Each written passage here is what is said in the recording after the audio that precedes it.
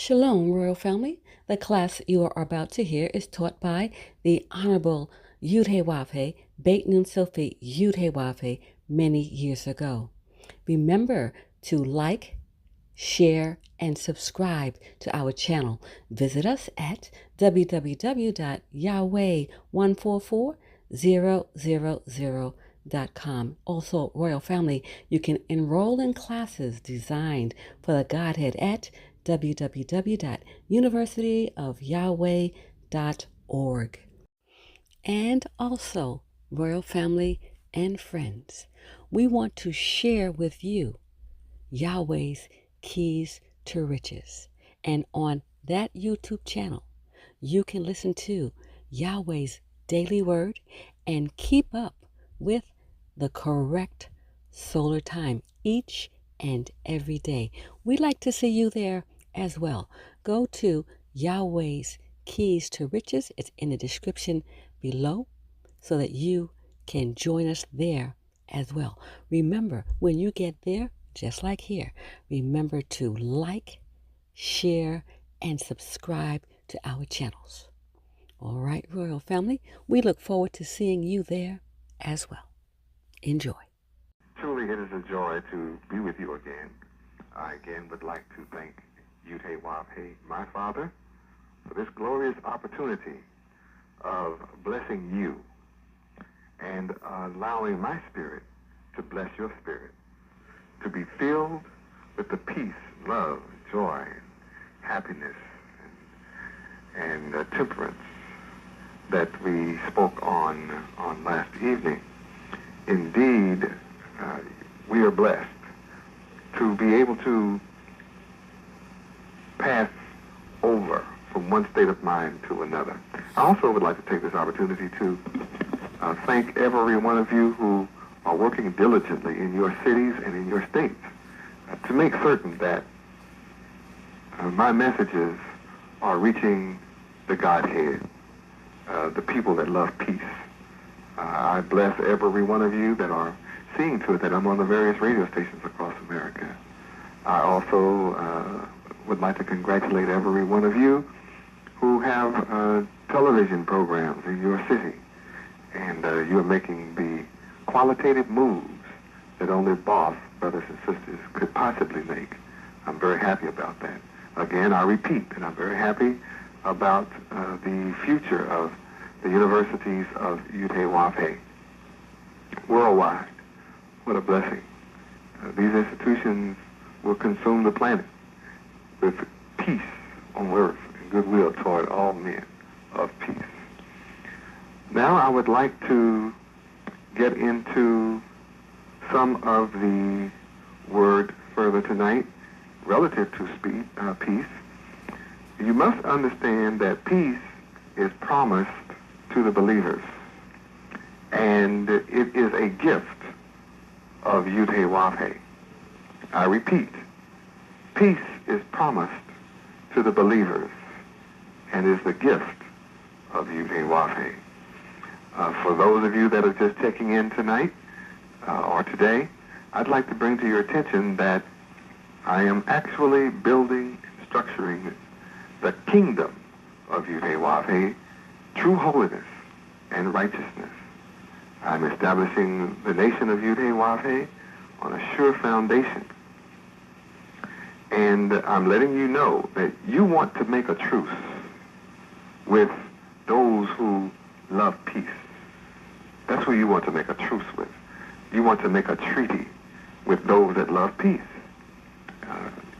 The ones that you want for your friends are those that love peace.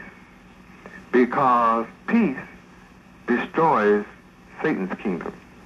He has built his kingdom on confusion. All of his institutions produce confusion. They've been in charge of the planet Earth, and they have produced nothing but war, hunger, pain, tears, suffering, confusion, hatred, envy, jealousy, greed, hate. These are some of the things that they have produced. So they have no excuse now that I am come for their behavior. They cannot make an excuse for their institutions and the way they perform. And an example of them producing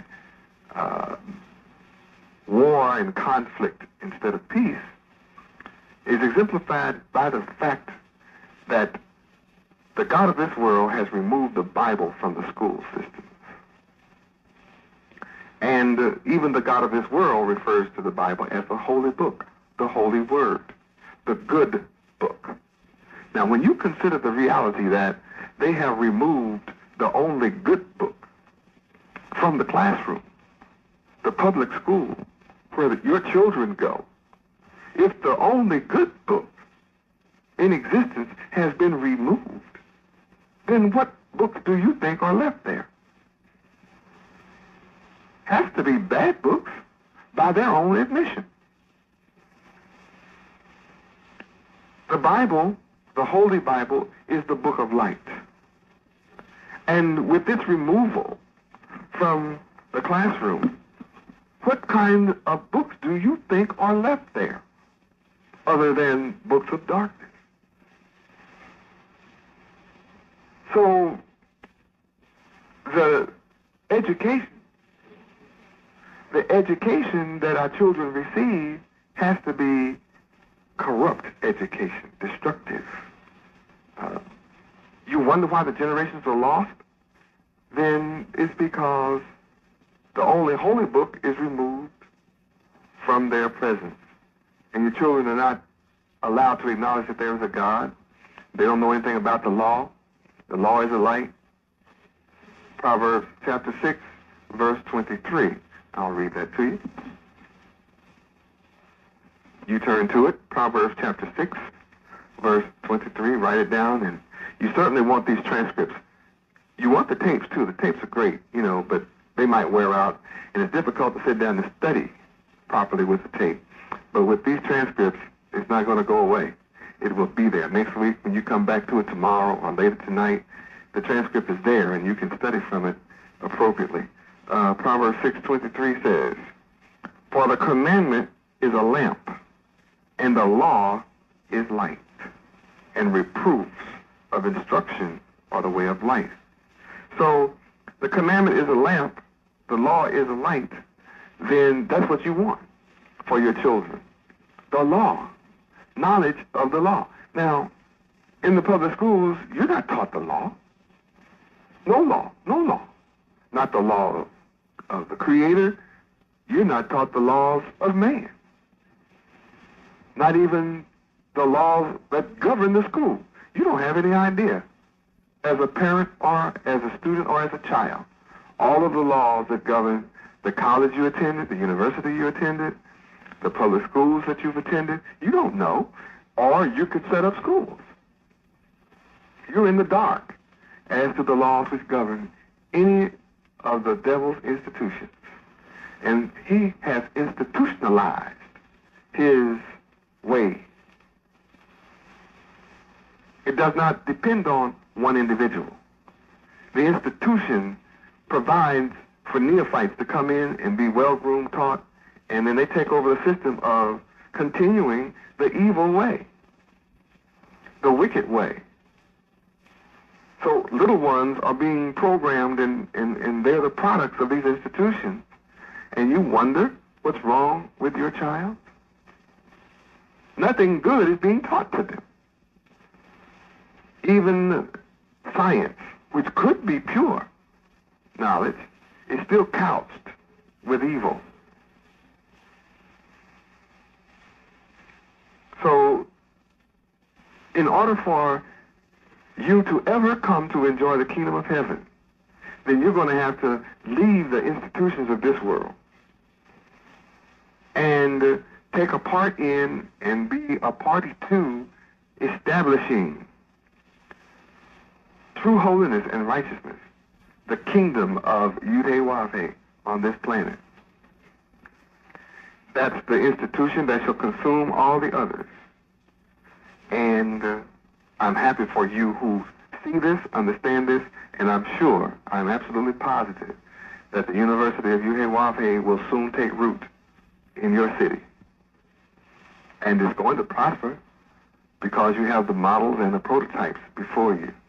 I don't need to speak more about that. I'm sure you understand what I'm saying because I truly understand what is happening.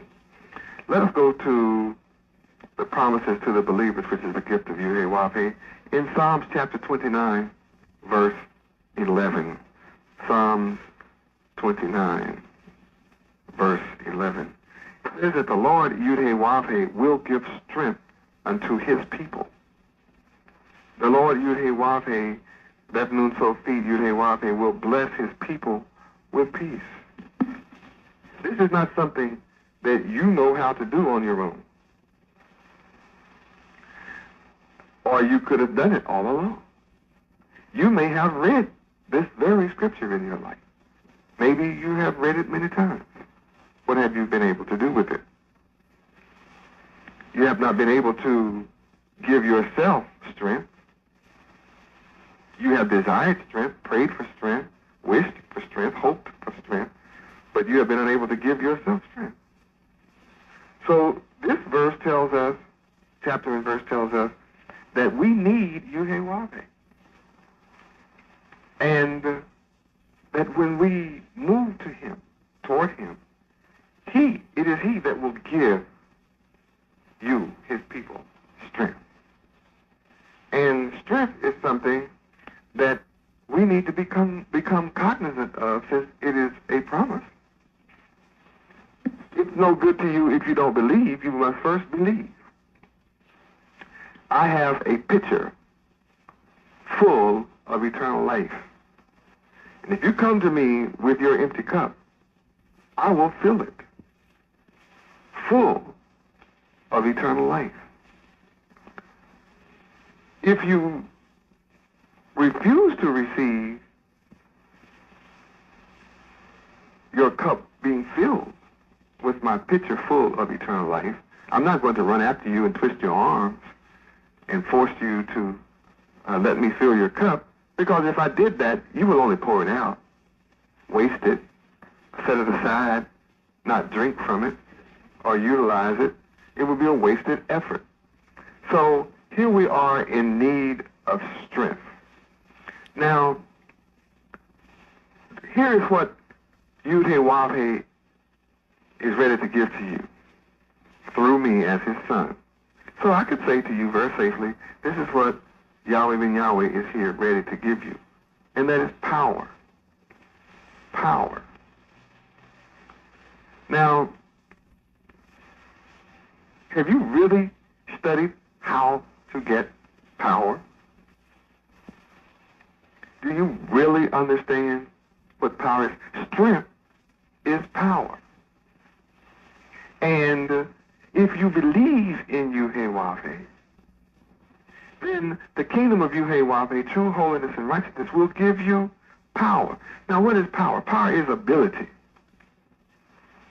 Here, Yahweh is ready to strengthen your ability, give you peculiar abilities, because you're his peculiar people,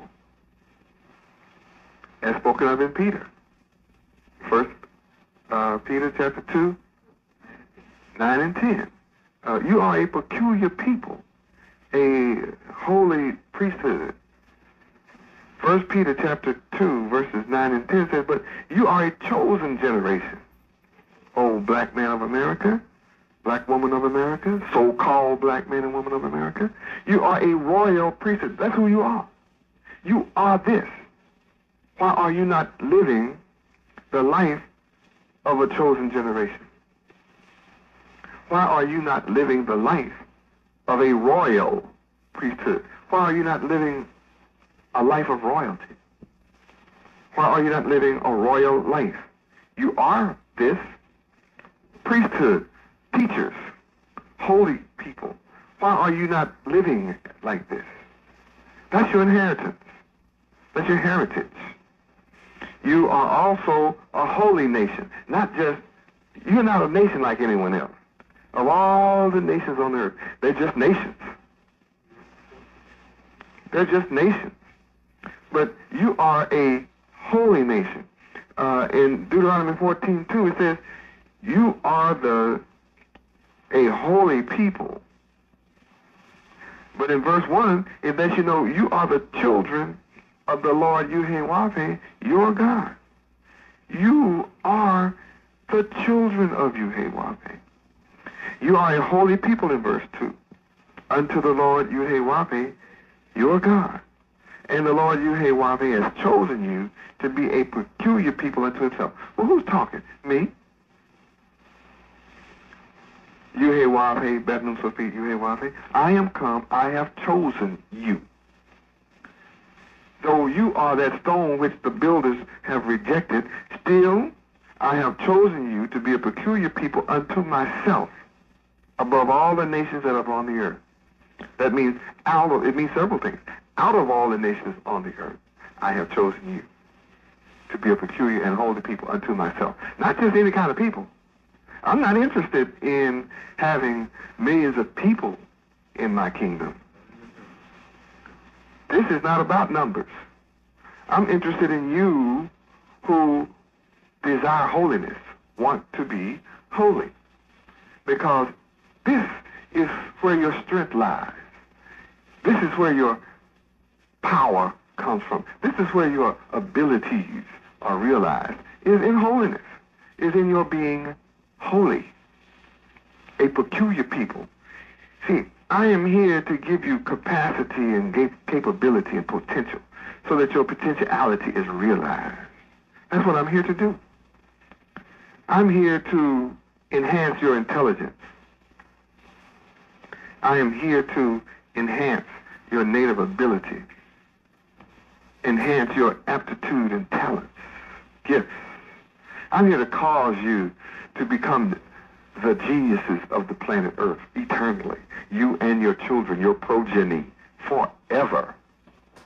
That's what I'm come to do. That's why I'm put in prison. The enemy knows what I am come to do. He knows that. He is unable to produce such among his own kind because he comes from the dark side, which is the opposite of what I am come to do. I come to give you strength. So his society has to be that of weakness. I am come to give you power. Therefore, his civilization has produced powerlessness. Psalm 68:35, Psalms chapter 68, verse 35. O God, Yud-Heh-Wah-Heh, thou art terrible out of thy holy places. The God of Israel is he that giveth strength and power unto his people. Blessed be Yud-Heh-Wah-Heh. That's who I am. I am here to give strength and power unto you, my people. Now, this strength and power is based on peace, holiness, and righteousness. And this is not what you have been taught. Each word that I am expressing to you must be studied, inculcated, and put into practice. And I can assure you and guarantee you that all of your righteous dreams will be immediately fulfilled. And you would look for your counterpart on this planet. While you are at Feast of Unleavened Bread, look around you and look for the believers in Yud-Heh-Wah-Heh. Now, that's a real challenge, because in our naivete, we think all who are present are believers simply because they are present. Not so. You are not a believer because you say Shalom Aleichem. The ones present are not believers because they wear their culture and diadems and wear the name Yud-Heh-Wah-Heh and can call it to perfection, can read it in Hebrew. That doesn't make them a believer. A believer is one who practices. A believer is a practitioner of the wisdom, knowledge, and understanding of Yud-Heh-Wah-Heh. The principles that I am giving to you are put into practice. That's what constitutes a believer. Now, this is a gift of Yud-Heh-Wah-Heh. the peace that I'm speaking of, which completely eradicates Satan's kingdom. So you don't have to worry about his kingdom. He has built his kingdom up inside your mind, your brain, your presence, your surroundings, the house that you were born in. He spent your entire life building this up. Your entire life. You are full of Luciferian philosophies. Full. You're full of his son, Cain's philosophy, and all their descendants, who are now today known as the God of this world, the prince of this world, or the prince of darkness, or as Satan, or the devil, or the great dragon. Oh, he's known by a lot of names. The wicked one, the dragon, serpent, the beast. He's known by many names. And he's so smooth until today, he's known as Princeton and Yale and Harvard. Yeah, he's known like that. He's known as all of these institutions that you have been taught to love and worship and adore. But they have not given you peace and strength and power. They have not enhanced your abilities that you become a holy people. They have not produced holiness. They don't seek to produce holiness. They cast the book that would produce holiness from among them, out from them. Do not allow it inside of their school. It's not inside their brain. That means not one of their teachers is full of holiness. Not one of the teachers desires holiness. And if there be one in the school who says they do, they're not allowed to teach holiness in the public school. So if you're there and and you say you're holy, you believe in holiness, and you're not allowed to teach holiness, then you are bound. Your hands are tied. You are forced to produce unholy children. So you're contributing to Satan's power. You are ensuring that the institutions of Lucifer continue. And then, after your children have been exposed to Luciferian philosophy for 8 hours out of the day, you are under the mistaken deception that you can get hold of him for an hour on Sunday and change. 8 hours a day, 5 days a week. He's had 40 hours of hell-lacious teaching. And all of his associates around him that surround him are full of hell. All of them are profane, miscreant, deviant. And you think you're going to save your child with 1 or 2 hours on Sunday? And even on Sunday, you're not taught how to be holy, even if you go to what you think is holiness. You nor your children are taught how to be holy.